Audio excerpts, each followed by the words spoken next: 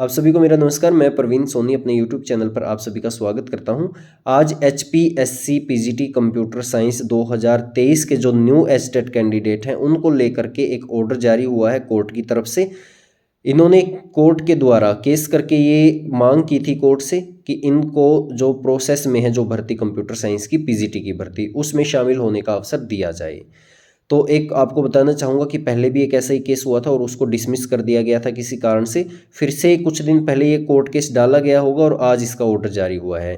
तो ऑर्डर में मैं आपको बताना चाहूँगा, जो मेन पिटिशनर है वो गोविंदा है और इनकी वकील जो थी वो शर्मिला जी थी, और टोटल मिलाकर के 23 पिटिशनर ऐसे हैं। तो जजमेंट के को पढ़ने के बाद ऐसा लग रहा है, उसमें ये लिखा हुआ है कि जो 23 पिटिशनर ये हैं, सभी नहीं, जिनका स्टेट हुआ उन सभी को नहीं अवसर दिया गया।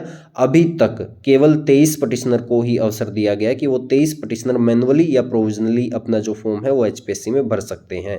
लेकिन अंतिम निर्णय HPSC का ही रखा गया है, क्योंकि ये कोर्ट का क्षेत्र नहीं आता, ये अधिकार क्षेत्र जो है वो HPSC का होता है। इस पर अंतिम निर्णय HPSC का ही माना जाता है।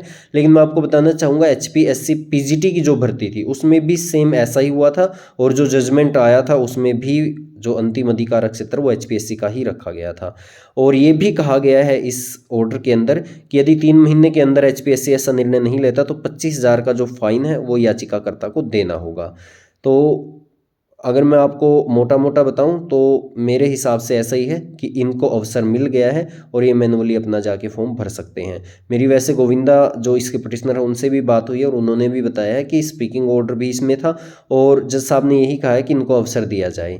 तो HPSC अब इनको अवसर दे देगी 23 पिटिशनर को। यदि आप इसकी ज़्यादा जानकारी चाहते हैं तो Punjab and Haryana high court की जो वेबसाइट है उस पर जाकर के आप कोर्ट केस को सर्च कर सकते हैं। CWP 1490/2024 इसका नंबर है, यानी CWP नंबर जो है इसका 1490 है, 2024 में ये केस हुआ है। तो आप वहाँ से ऑर्डर की कॉपी डाउनलोड कर सकते हैं, या फिर मैं इसकी कॉपी अपने टेलीग्राम ग्रुप पर भी डाल चुका हूँ, वहाँ से भी आप देख सकते हैं। या और ज़्यादा जानकारी चाहिए आपको तो जो गोविंदा जी हैं उनसे भी आप संपर्क कर सकते हैं।